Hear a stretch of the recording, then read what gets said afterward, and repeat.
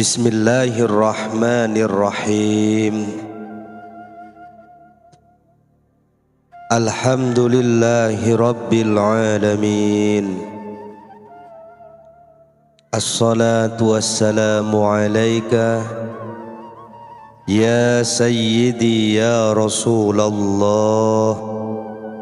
Khudh biyadi qallat hilati adrikni. Amanat suci dari Allah Subhanahu wa ta'ala mula-mula ditawarkan kepada makhluk, namun semuanya tak ada yang sanggup kecuali manusia. Firman Allah Subhanahu wa ta'ala, A'udzu billahi minasy syaithanir rajim. Inna aradna al-amanata 'ala as-samawati wal-ardi wal-jibali fa-abayna an yahmilnaha wa ashfaqna minha wa hamalaha al-insanu innahu kana zaluman jahula. Sesungguhnya kami telah menawarkan amanat kepada langit, bumi dan gunung-gunung, namun semuanya enggan untuk memikul amanat itu. Mereka khawatir jika suatu saat akan mengkhianatinya, dan akhirnya diterimalah amanat itu oleh manusia. Sesungguhnya manusia itu amat zalim dan bodoh. Quran Surat Al-Ahzab ayat 72. Langit, bumi dan gunung menolak tawaran berupa amanat suci. Mereka khawatir jika di belakang hari tidak mampu mengemban dan menjaga amanat itu. Namun manusia yang lemah justru sanggup menerima tawaran itu. Padahal jika amanat suci itu dikhianati, konsekuensinya adalah menerima hukuman berupa azab yang sangat pedih. Karenanya semua makhluk yang besar dan kuat justru tidak mau memikul amanat suci itu. Amanah suci artinya sesuatu yang fardu, berupa kewajiban-kewajiban yang pelaksanaannya berkenaan dengan pahala dan siksa. Imam Al-Qurtubi berpendapat, amanat itu bersifat umum, mencakup seluruh tugas religius. Sementara Ibnu Mas'ud berkata, amanat itu terdapat pada setiap kefarduan atau kewajiban, namun yang paling berat adalah amanat tentang harta.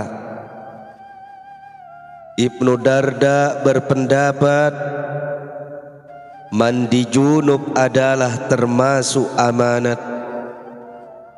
Sementara itu Ibnu Umar berkata, organ tubuh manusia yang pertama diciptakan Allah adalah farjinya atau alat vitalnya. Lalu Allah berfirman, ini adalah amanat yang kutitipkan kepadamu.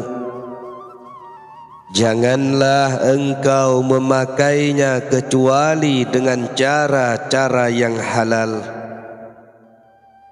Jika engkau menjaganya, maka aku pun menjagamu. Farji adalah amanat, telinga juga amanat, mata, perut, tangan, kaki, semua anggota tubuh ini merupakan amanat. Tidaklah beriman orang yang tidak dapat dipercaya dalam mengemban amanat. Kata Al-Hasan, sesungguhnya amanat pernah ditawarkan kepada langit, bumi, dan gunung-gunung. Langit, bumi, dan gunung serta seluruh yang ada di dalamnya menjadi terguncang. Lalu Allah berfirman, jika engkau semua berbuat baik, maka ku beri pahala, dan jika semua berbuat jahat, aku akan menyiksa kalian. Semuanya berkata, tidak, kami tidak sanggup mengembannya. Mujahid berkata, ketika Allah selesai menciptakan Adam, Dia menyodorkan amanat kepadanya. Allah berfirman kepada Adam sebagaimana disebutkan dalam ayat di atas. Lalu Adam menjawab, sungguh aku akan memikulnya. Para ulama fikih dan lainnya berkata, tawaran amanat dalam ayat tersebut merupakan bentuk kiasan belaka, yakni langit, bumi, dan gunung-gunung dengan kondisi fisik yang begitu besar, namun masih tidak sanggup memikul amanat suci. Karena sesungguhnya amanat itu berkaitan erat dengan konsekuensi hukum syariat yang berkenaan dengan siksa dan pahala. Dan pikullah amanat itu oleh manusia mengandung makna bahwa Adam menyatakan kesanggupannya untuk menerima dan mengemban amanat suci itu. Yang demikian setelah amanat ditawarkan kepada makhluk besar dan kuat, namun mereka tak sanggup. Sesungguhnya manusia itu amat zalim dan amat bodoh. Mengandung makna bahwa manusia itu menzalimi dirinya sendiri dan sangat bodoh terhadap kadar kemampuannya dalam mengemban amanat. Kata Ibnu Abbas, amanat itu ditawarkan kepada Adam, lalu dikatakan, ambillah amanat itu beserta konsekuensi yang ada di dalamnya. Jika engkau mentaatinya, aku akan mengampunimu.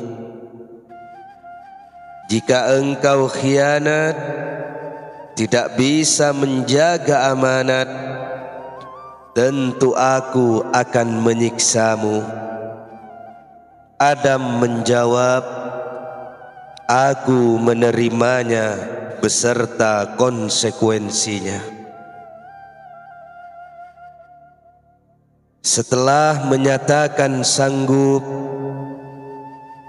hanya antara waktu asar dan malam pada hari itu juga segera diikuti dengan rahmat Allah, dengan menerima taubatnya dan memberinya petunjuk. Lafal al-amanah diambil dari lafal al-iman. Karenanya barang siapa yang memelihara amanat, Allah akan memelihara imannya. Rasulullah sallallahu alaihi wasallam bersabda, tiada iman bagi orang yang tidak dapat dipercaya terhadap amanat yang diembannya,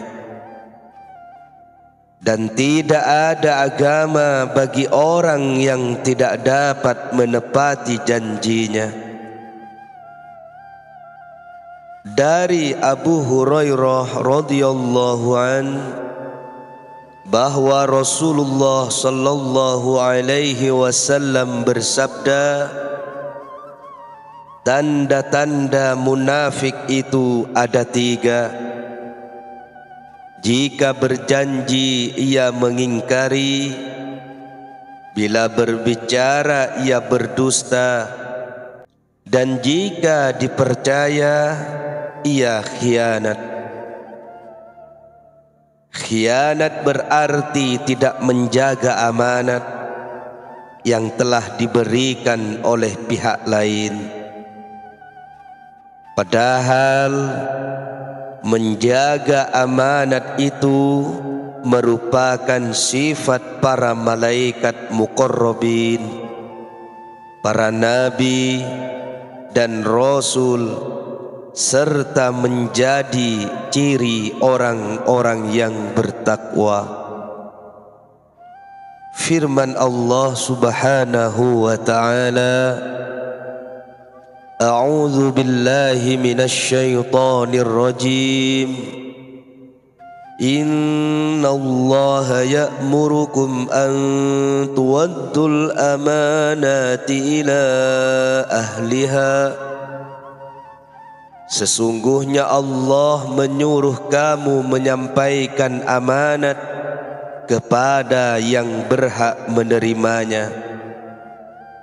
Quran Surat An-Nisa ayat 58. Didapat sebuah keterangan bahwa setiap manusia akan didatangkan pada hari kiamat, lalu mereka ditempatkan di hadapan Allah. Allah bertanya, apakah engkau telah menunaikan atau menyampaikan amanat si fulan? Dia menjawab, tidak tahu wahai Allah. Allah kemudian memerintahkan malaikat untuk memegangi tangan orang itu dan melemparkannya ke dalam neraka Jahannam. Selanjutnya ditampakkan di mata orang tadi sebuah amanat yang ada di jurang neraka. Ia kemudian turun mendekati amanat itu selama 70 tahun, hingga ia sampai pada bagian jurang paling dalam. Ia naik lagi dengan membawa amanat sampai di atas.